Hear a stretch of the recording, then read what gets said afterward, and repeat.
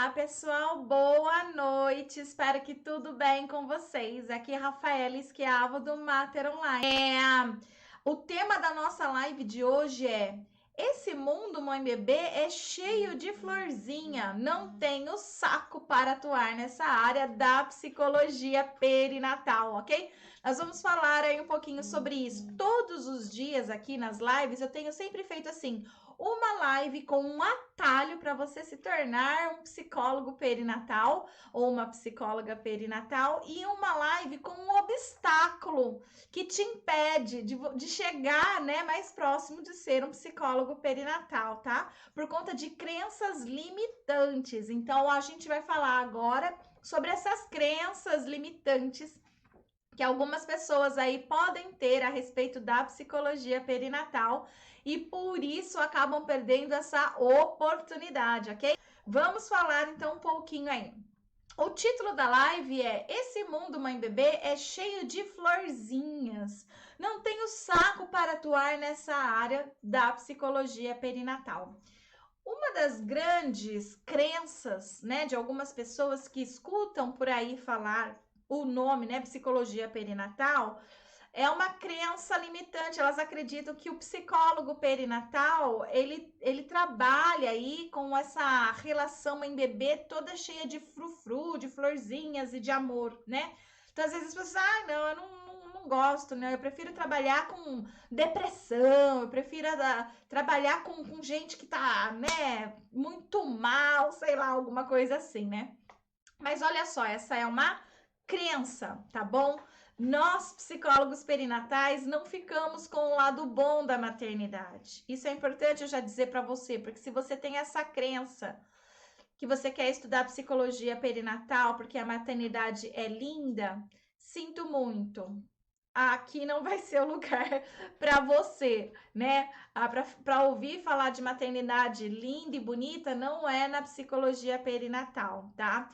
Na psicologia perinatal, a gente vai lidar com o que há de pior às vezes, tá? Nessa relação mãe-bebê, relacionada à maternidade, relacionada à paternidade. Quem procura o psicólogo geralmente não são pessoas felizes e saltitantes, cheias de dinheiro e não tem o que fazer com esse dinheiro e falar: já sei, vou lá dar um pouquinho para os psicólogos, tadinhos, são tão pobrezinhos, eu vou lá dar para eles e começar a dizer: estou feliz com a minha gravidez e não tenho mais para quem falar, vim aqui falar para você que eu estou feliz com a gravidez. Não, gente, não é bem assim que funciona, tá bom? Nós vamos ter que trabalhar aí com um lado mais escuro, digamos assim, da maternidade. Quem vai procurar pelo nosso serviço é quem provavelmente está em crise, é provavelmente quem está em sofrimento, provavelmente quem está precisando muito de ajuda. E por que essa pessoa muitas vezes vai estar precisando muito de ajuda? Porque na nossa sociedade há uma alta romantização da maternidade, tá? Então, muitas pessoas romantizam a maternidade achando que ela é toda linda, né? Então, por isso que algumas pessoas, inclusive, acreditam que vai trabalhar com psicologia perinatal, vai trabalhar com encanto, mundo rosa, cor de rosa, todo mundo feliz e saltitante, né? Unicórnios passando, né? E não é, ok? Não é. Por que existe a psicologia perinatal, gente? Existe justamente porque o período de gestação, parto e pós-parto são os períodos de maior potencialidade de risco para alterações emocionais significativas durante todo o ciclo vital feminino, tá? O que é ciclo vital feminino, Rafaela? Ciclo vital feminino é o desenvolvimento da mulher desde a fecundação até a morte. Então, desde o momento da fecundação até o momento da morte, nós estamos passando pelo nosso ciclo vital, tá bom? E aqui eu vou estar falando um pouquinho do ciclo vital feminino da mulher. Concentra aqui. Quando a gente tem esse ciclo vital feminino, nós temos 3 grandes momentos potenciais de crise. O que é potencial de crise? Significa que ele tem uma potencialidade, uma chance a mais do sujeito apresentar crise naquele momento. E o que eu estou chamando de crise? Eu estou chamando de crise alterações emocionais significativas, tá? Como adoecimento mental, transtornos mentais, alta ansiedade, alto estresse, depressão, tá? É isso que eu tô chamando de potencial de crise. Então, olha só, durante a adolescência é um período potencial de crise, tá? Então, não só para mulher, como para homens também, tá? A adolescência é um período potencial de crise. E por que a adolescência é um período potencial de crise? Porque tá tendo mudanças físicas, né? Então, eles estão tendo o estirão, muda a voz, cresce pelos, né? Então, eles estão tendo muitas mudanças físicas.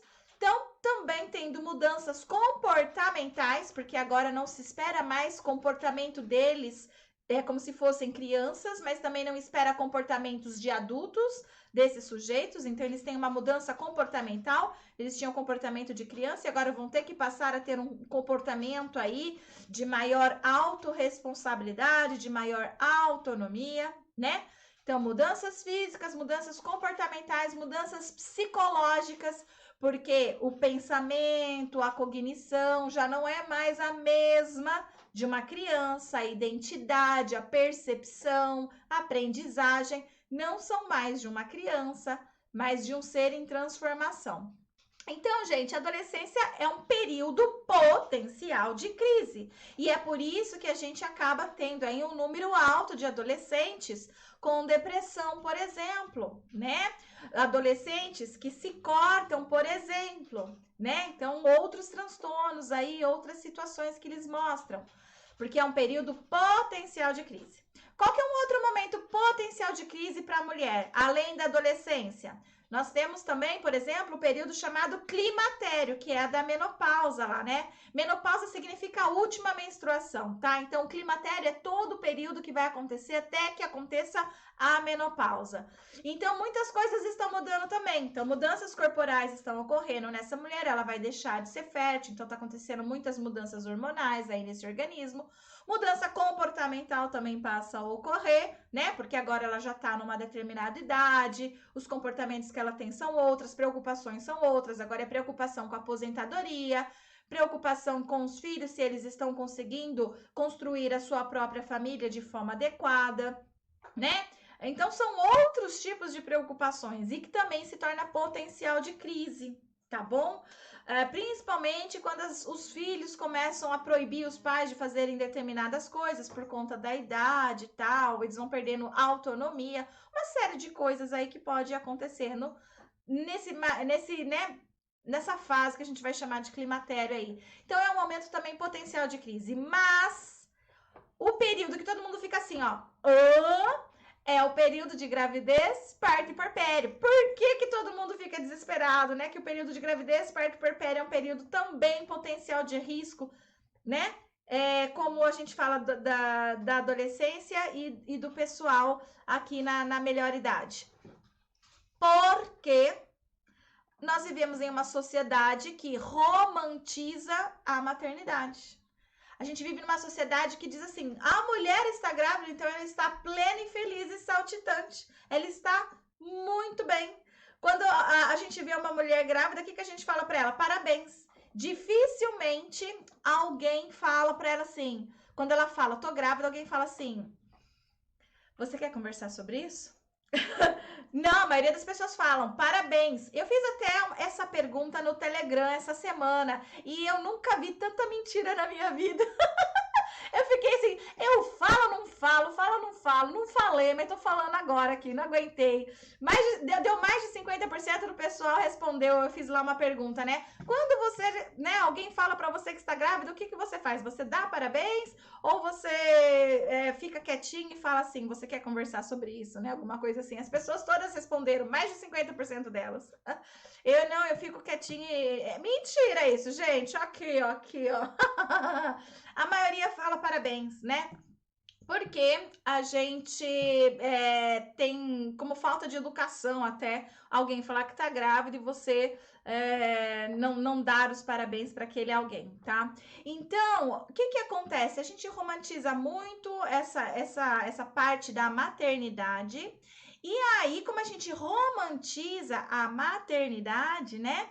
É que fica difícil a gente poder entender que na realidade o período de gravidez, parto e pós-parto é o período de maior potencialidade de risco de adoecimento, então, até superior do que a adolescência e o climatério, tá bom? Até superior, tá bom? Então, a gente vai ter aí um número muito alto de mulheres com alterações emocionais significativas justamente nesse período que o senso comum acredita ser o melhor da vida de uma mulher. O pior é que muitos psicólogos também acreditam nisso, tá?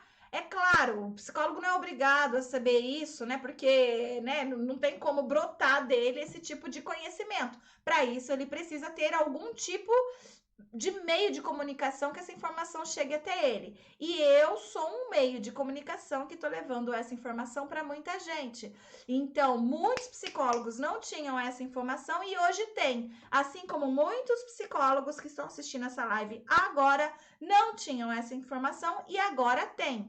Então, ou seja, agora já é possível saber que o período de gravidez, parto e pós-parto, na maioria das vezes, não é o momento mais feliz na vida das mulheres, como o senso comum acredita. A ciência psicológica já mostrou, já provou, vários artigos científicos já estudados já estão mostrando que não. Isso é um conhecimento do senso comum, que eles acham.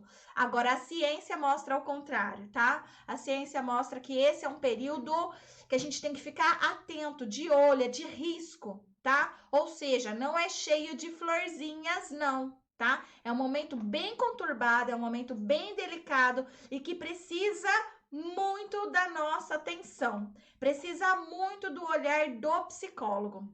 Só para vocês terem uma pequena noção a respeito do número de pessoas que nós temos com alterações emocionais significativas, só nesse período de gravidez, parto e pós-parto, tá? Só para vocês terem noção.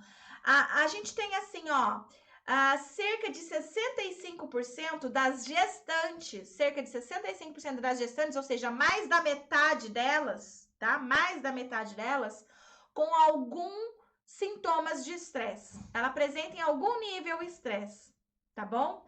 Então, mais de 50% delas não estão plenas e felizes, elas estão estressadas, tá?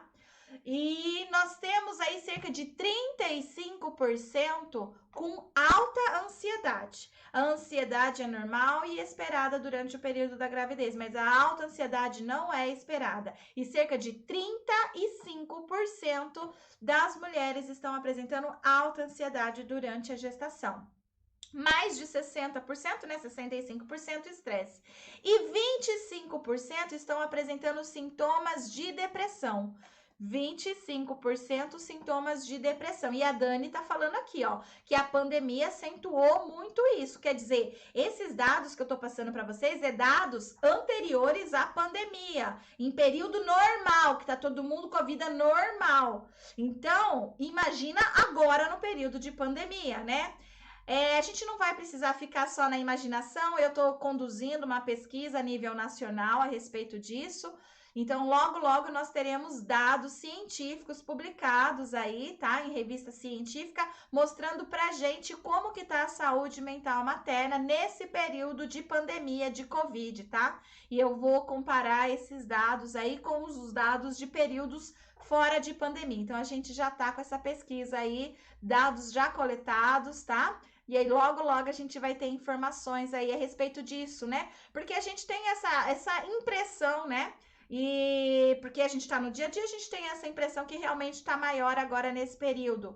Mas a gente vai ter dados científicos para dizer, olha, foi provado cientificamente, sim, realmente, sim ou realmente não, tá bom? Então, logo, logo a gente vai ter novidades por aí. Voltando aqui. Então, olha só, a gente tem nesse momento de gestação, parto e pós-parto, então, um número muito alto de mulheres com alterações emocionais significativas. Ó, 65% estresse, 35% ansiedade, 25% depressão. O que a gente menos tem é depressão, mas ainda assim, 25% equivale a cada 4 gestantes, uma está apresentando sintomas de depressão, o que é um dado alarmante. Você imagina que você está pensando assim, olha, as grávidas estão plenas e felizes. Não, a cada 4 grávidas, uma está apresentando sintomas de depressão, o que é muito significativo, o que é muito importante, que merece o nosso olhar de psicólogo para isso, tá?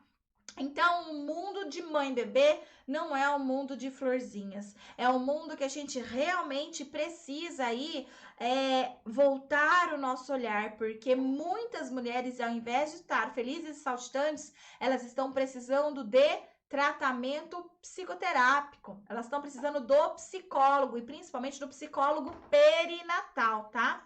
Eu sou uma dessas grávidas, pois já tinha depressão e ansiedade antes da gravidez.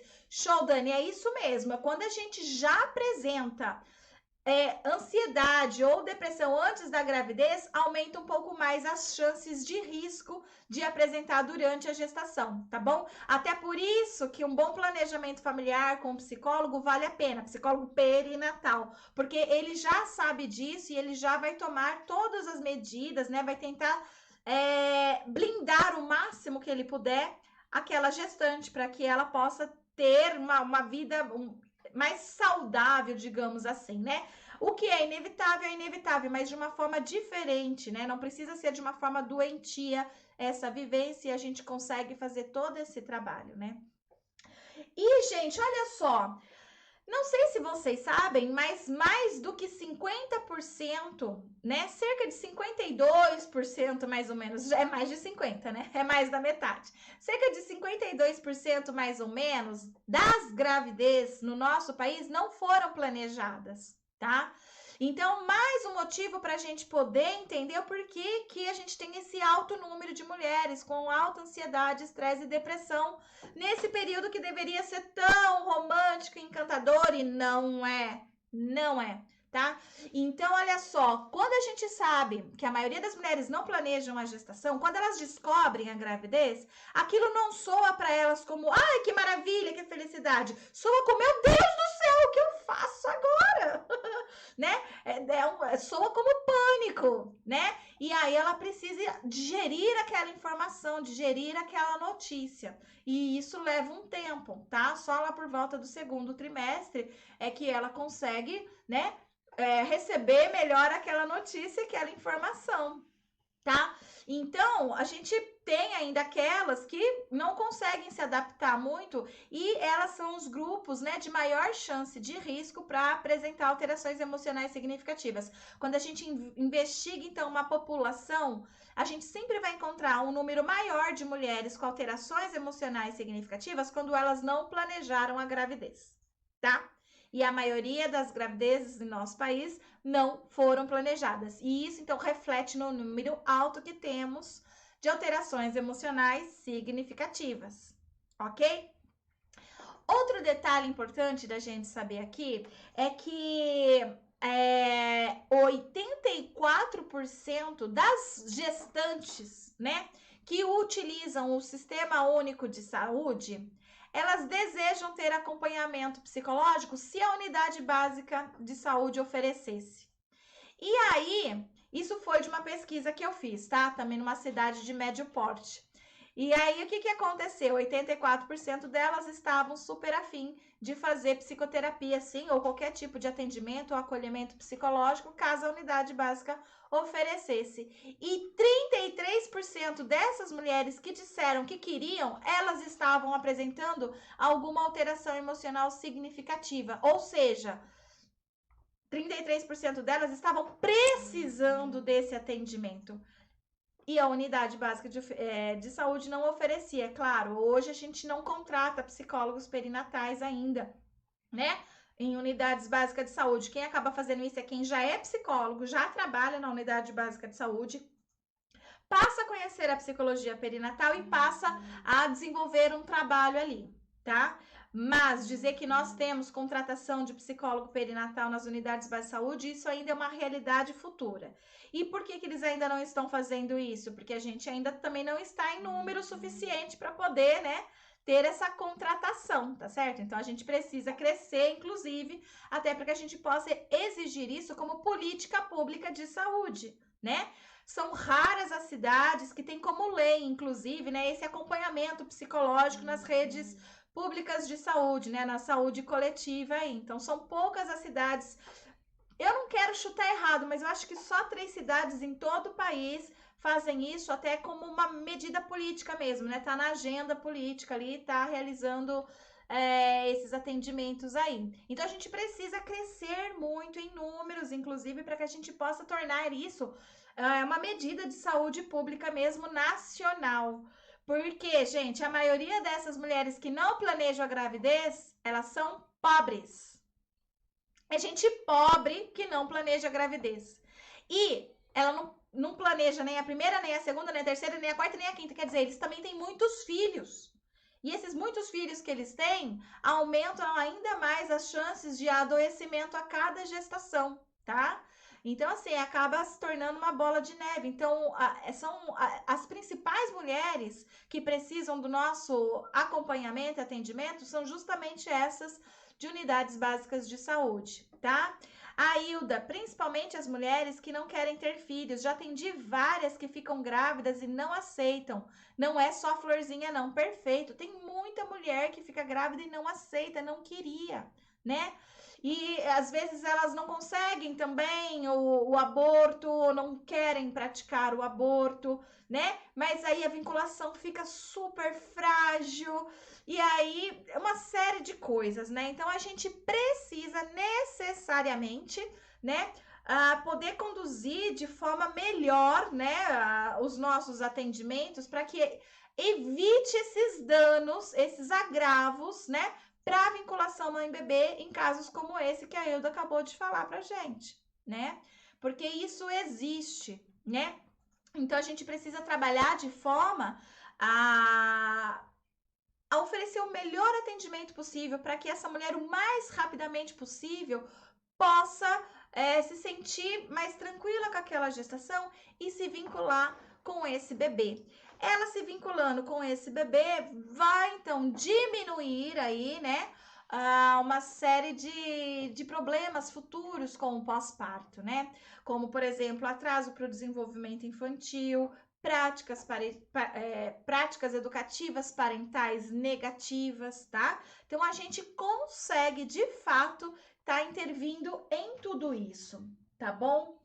Bom, gente, então olha só, a gente já viu aqui que o período de gestação não é só florzinha com isso, né? A gente já conseguiu identificar aqui que o período de gravidez é um período potencial de crise, sendo ele ainda com uma potencialidade maior do que em outras fases do desenvolvimento humano da mulher, tá? Até mais do que da adolescência, até mais do que o climatério.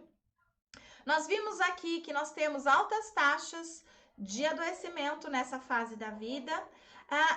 Uma outra coisa que eu preciso falar para vocês é que no puerpério, né, que a gente viu hoje, eu falei do puerpério. Puerpério é o período do pós-parto, tá bom? Que nesse pós-parto, as alterações emocionais significativas que não são tratadas na gestação, elas se cronificam e se mantêm no pós-parto, tá?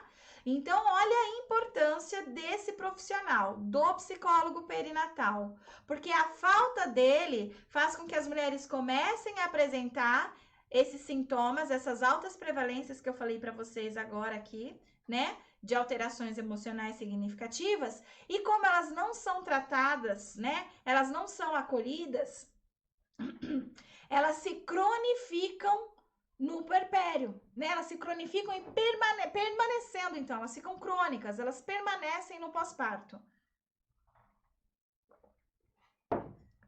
E ao permanecer no pós-parto, a gente tem aí uma série de consequências para essa vinculação e relação mãe, pai, bebê, tá bom? Então, quando a gente consegue fazer um bom atendimento, uma boa avaliação psicológica de mulheres nesse período, né?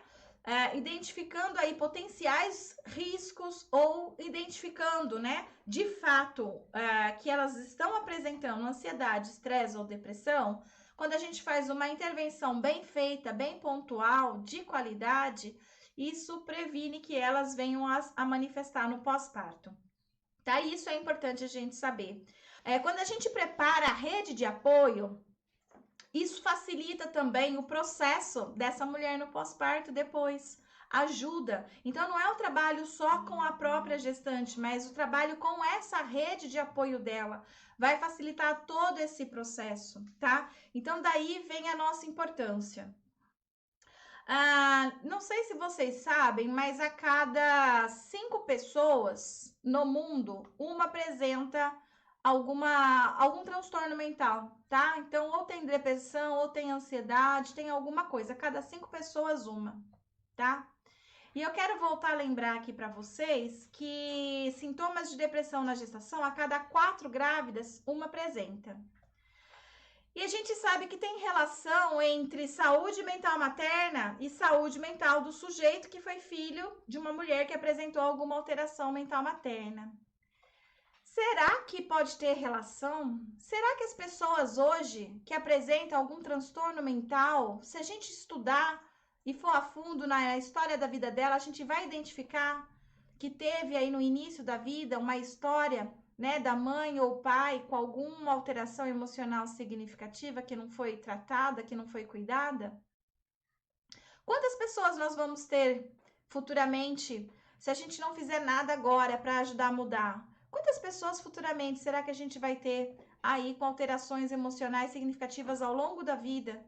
Porque a gente poderia ter intervido lá no começo da vida e muitas vezes a gente não fez, por acreditar que psicologia perinatal é cheio de florzinhas, que todas as grávidas estão plenas e felizes.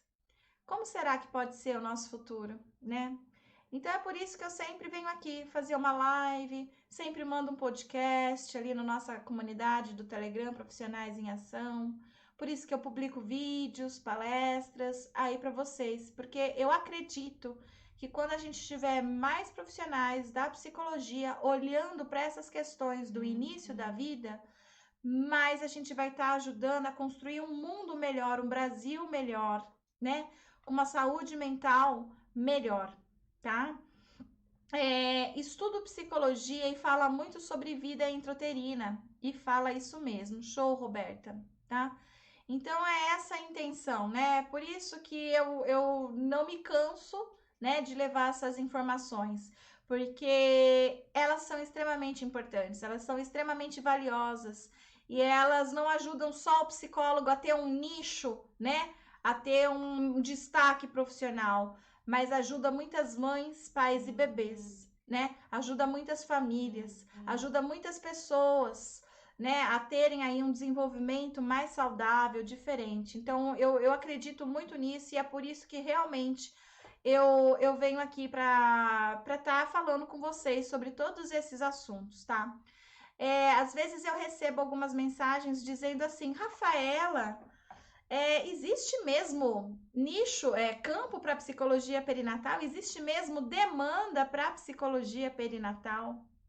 Acredito que com a live de hoje isso não tenha ficado dúvidas para você que existe campo, existe nicho e existe demanda para psicologia perinatal. O que não tem são os psicólogos perinatais, né? O que não tem é a população saber que o psicólogo perinatal existe. Eu tô aqui divulgando a psicologia perinatal para você, psicólogo. Mas você, psicólogo, tem que divulgar que isso existe para os seus clientes, para as gestantes, para as puérperas, tá? Eu não levo esse conhecimento para elas, não sou eu que levo esse conhecimento para elas. Eu levo para vocês. Por quê? Porque não adianta eu levar para elas e eu atender todas elas. Eu nem sou psicóloga clínica, eu sou professora, né? Eu sou pesquisadora, eu trabalho levando e desenvolvendo conhecimento para as pessoas, né? Então, eu tô falando isso para você. Só que da mesma forma que eu falo isso para você, eu espero que você faça o seu papel de levar essa informação para o outro, né? Só que para você poder levar essa informação para o outro, é importante que você tenha esse conhecimento, você tenha essa informação. Não adianta você apenas assistir essa live aqui e sair por aí falando coisas, né? Que não vai adiantar muita coisa. A gente já falou em lives dessa semana que você precisa investir em leitura, em conhecimento, em cursos, investir nessa área, saber sobre essa área para você poder levar essa informação. Então, eu venho aqui para mostrar para você que você tem um campo importante, que você pode ganhar muito dinheiro, que você pode ser reconhecido. Eu venho aqui para mostrar para você que existe essa área, que ela é escassa, que ninguém está atuando nela. Eu venho aqui e mostro para você a importância dessa área, né? O que você precisa fazer para poder se tornar um psicólogo perinatal e, em contrapartida, eu espero que você possa atender mais gestantes, mais puérperas, mais pais, mais rede de apoio, mais famílias, levando informações, fazendo lives, dando palestras, fazendo a sua parte para que a gente possa, de fato, né, enquanto uma teia sistêmica, ajudar a melhorar o nosso país, ajudar a melhorar a saúde mental de mães, pais e bebês. Ajudar a melhorar a saúde mental daquele que ainda é um feto, que nem nasceu ainda, mas a gente já está cuidando para que ele possa ser um adulto mais saudável. Ok, pessoal? Espero que tenha sido útil aí para vocês o conhecimento que eu passei nessa live de hoje. Nós estamos encerrando, tá certo? Beijo no coração de todo mundo. Tchau, tchau.